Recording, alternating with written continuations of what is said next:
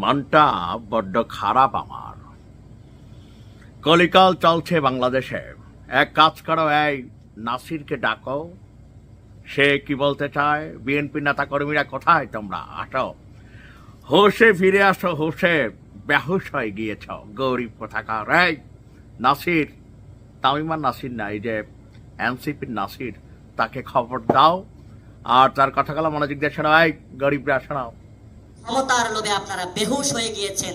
এই বেহুশ অবস্থা থেকে হুঁশে ফিরে আসার জন্য আমরা এখনো আপনাদেরকে সাবধান করছি। ইস্টাক কেসের মধ্য দিয়ে নির্বাচন কমিশন ফেল করেছে। আমরা যখন চুপ্পুর অপসারণ করতে গিয়েছিলাম একটি সংস্কার প্রক্রিয়ার মধ্য দিয়ে, সেখানে কারা বাধাগ্রস্ত করেছিল সেটাও বাংলাদেশের মানুষের কাছে স্মরণ রয়েছে। নিশ্চয়ই শুনেছেন, এনসিপির মুখপাত্র নাসিরউদ্দিন পাটোয়ারি বরাবরই বলিষ্ঠ কণ্ঠস্বরে কথা বলেন আর মাঝে মাঝে এমন ঝাঁকি দেন পুরা বিএনপি ঝাকঝাক ঝাকঝাক করতে থাকে। কি বিএনপির নেতাকর্মীরা রাগ হওয়ার কিছু নাই। তবে এনসিপির যে মাঠ পর্যায়ে কোন লেভেলের পাওয়ার আছে এটা অনেকেই এখন বুঝতে শুরু করেছেন। দেশে এখন সিস্টেম একটাই হবে, হয়তো সংঘাত অথবা নির্বাচন, দুইটার একটা। তো কোন দিকে যাবে? সংঘাতে যাবে নাকি নির্বাচনে যাবে? পরিস্থিতি যেভাবে গতকালকে থেকে হঠাৎ করে পরিবর্তন হচ্ছে, এনসিপি এবং জামাত একই সুতোয় তারা নিজেদেরকে গেঁথে নিচ্ছেন, আর পাশাপাশি বিএনপি এবং তাদের সমমনা জোটগুলো তারা তাদেরকে এক সুতোতে গাচ্ছেন। বিএনপির যারা নেতাকর্মী আছেন তাদেরকে ক্ষমতার লোভে বেহুশ হয়ে গেছে বলে মন্তব্য যেটা নাসিরউদ্দিন পাটোয়ারি করেছে, তার কাউন্টারে কমেন্টে আবার পাবলিক বলতেছে ক্ষমতার লোভে আপনারা বেহুশ, যার কারণে নির্বাচন না দিয়ে আপনারা দীর্ঘ সময় যাবৎ ডক্টর ইউনূসকে ক্ষমতায় রাখতে চাচ্ছেন। বাট এনসিপির নেতাকর্মীরা বলছে সারা দেশে যে পরিমাণ লুটপাট, ধান্দা, বিভিন্ন কিছু আপনারা করছেন, আপনারা তাহলে কি করছেন? ক্ষমতায় গেলে আরো কি করবেন? ঠিক এই জায়গাতে কনফ্লিক্ট। বিএনপি মনে করছে যে তারা বৈশা বৈশা খাচ্ছে, আর তারা মনে করতেছে যে বিএনপি আগামীতে এসে খাবে এবং কি এখন অনেক জায়গায় খাচ্ছে। নাসিরউদ্দিন পাটোয়ারির বক্তব্য যে আপনার গতকালকে এনসিপি আয়োজিত মৌলিক সংস্কার এবং আগামীর রাজনীতি এ বিষয়ে যে প্রোগ্রামটা হয়েছে, ডিসেম্বরের মধ্যেই নির্বাচন হতেই হবে, এই ধরনের কথা বলা রাষ্ট্রকে হুমকি দেওয়া বলে মন্তব্য করেছে এই নাসিরউদ্দিন পাটোয়ারি। তার বক্তব্য, এই ধরনের গুন্ডামি, মাস্তানি, থ্রেটের রাজনীতি তরুণ প্রজন্ম মেনে নেবে না। মানে বিএনপিকে সরাসরি রেড বর্ডার চিহ্নিত করে দিয়েছে এনসিপি। তাদের বক্তব্য যে সংস্কার প্রক্রিয়া বাংলাদেশে হবে, বিচার বাংলাদেশে হবে, তারপরে বাংলাদেশের মানুষ একটি গণতান্ত্রিক প্রক্রিয়ায় যাবে। যাদের এই কথাটি বুঝতে সমস্যা তারা জনগণের কাছে যান, জনগণের কাছে বুঝুন তারা কি চায়। বাট কোন জনগণ? এই এক জনগণ নিয়ে ভাবা, এই দেশে মনে হয় যে 200 কোটি জনগণ আছে। আওয়ামী লীগের সময়ও শেখ হাসিনা বলতেন যে দেশের জনগণ। বিএনপিও বলছে জনগণ তাদের সাথে আছে, এনসিপি বলছে তাদের সাথে। বাট কার কার কোন জনগণ? মানে বিএনপির তারা কি এনসিপি জনগণের কাছে যাবে নাকি বিএনপির জনগণের কাছে যাবে? এখন জনগণের তো প্রকার আছে, এটা একটা প্রশ্ন।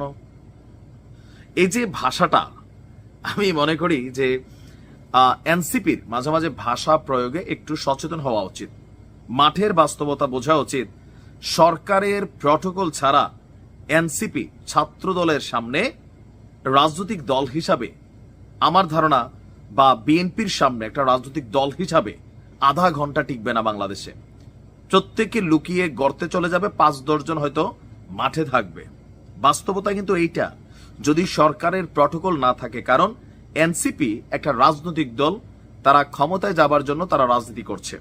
বিএনপি তারাও একটা রাজনৈতিক দল, তারাও ক্ষমতায় যাবার জন্য তারা রাজনীতি করছে। সোজা হিসাব। জামাত রাজনৈতিক দল, তারাও বলতেছে জামাতকে না, ইসলামকে ক্ষমতায় আনতে চাই, ধর্মের কত সুন্দর বাণী দিচ্ছে।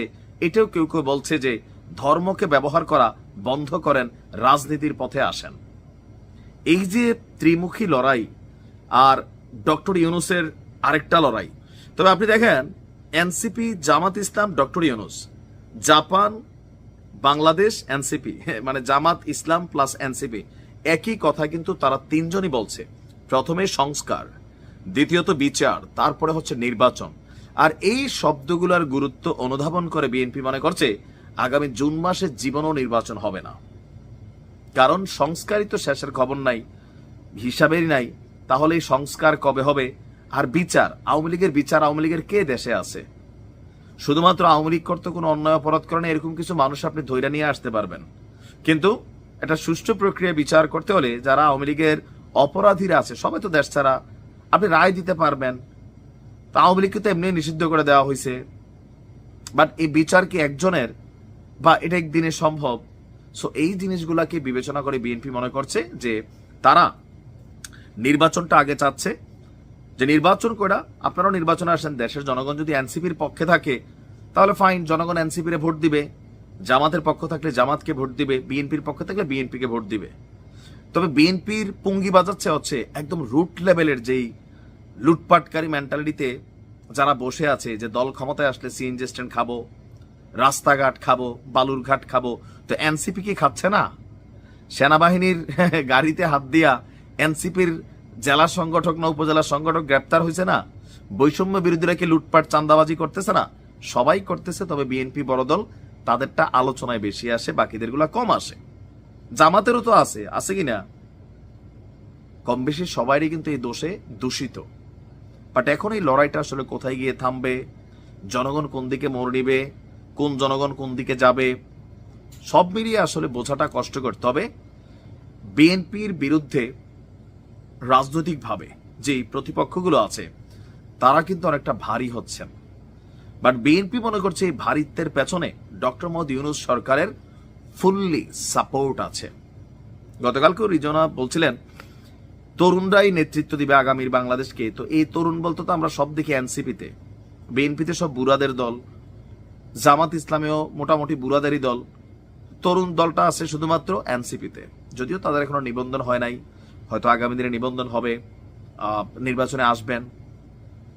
বাট এই যে সিচুয়েশনে বাংলাদেশ কোথায় যাচ্ছে, পজিটিভলি নেগেটিভলি অনেক ধরনের যুক্তি আছে। অগ্রগতি হয়েছে, আবার অবনতি হয়েছে। অর্থনৈতিক স্থিতিশীলতা নষ্ট হয়ে গেছে, মানুষ বেকার হচ্ছে, কোম্পানি বন্ধ হচ্ছে। একটা জায়গা থেকে সবাইকে ঐকমত্য করতে হবে।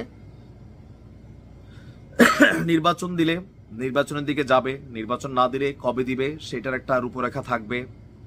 দলগুলো কথায় কথায় মাঠে নামবে না, হুমকি ধামকি এক দল আরেক দলে দিবে না, সংঘাতে জড়াবে না। কিন্তু পরিস্থিতি যা আমরা অনুধাবন করছি, কেউই ঝুঁকেঙ্গা নেই সালা স্টাইলে আছে, কেউ ঝুঁকবে না। পরিস্থিতি সংঘাত অনিবার্য, আজ হোক কাল হোক ঘটবেই। ভালো থাকুন।